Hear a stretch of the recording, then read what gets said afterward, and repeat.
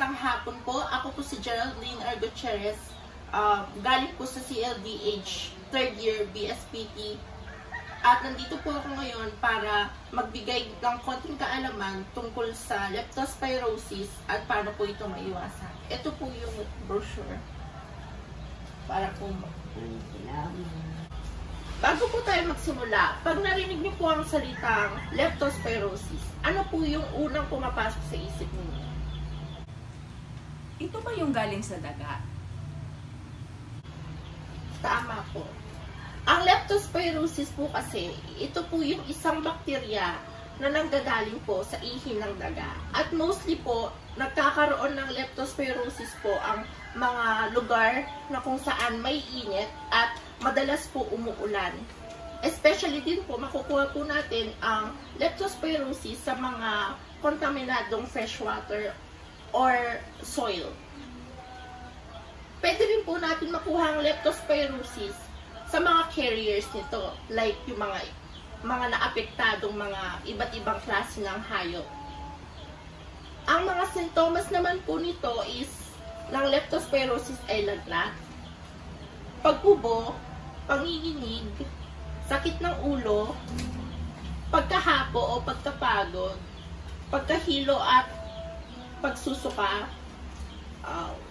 pamumula ng mga mata, pagkawala ng gana kumain, pagmamantal ng balat, pagtatae, at pagsasakit ng mga kalamnan lalo na sa hita at likod.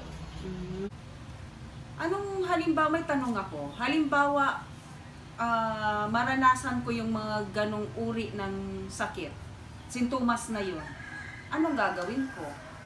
Una pong gagawin nyo, syempre po una po is magpakonsulta po kayo sa doktor. At meron po tayong mga treatment options para po mabawasan po yung risk ng pagkakaroon or ng leptospirosis.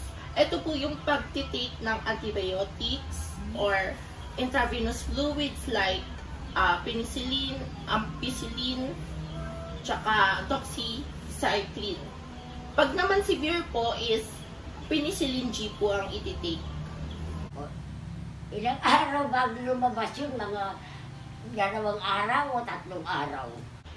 Mostly po, lumalabas po ang symptoms is mga 4 days before po na ma-infect ka po.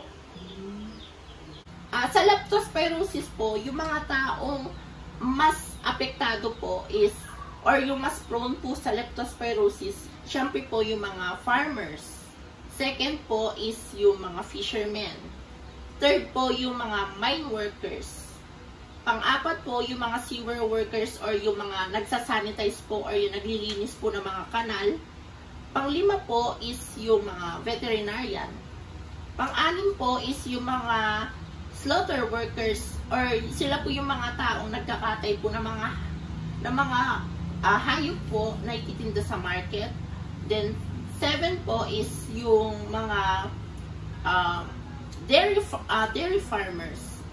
8 po naman is yung mga military personnel. Kasi po, very po sila prone po sa environment. Lagi po silang nasa labas, so very prone po talaga sila. May karagdagan pong mga tanong? Wala na.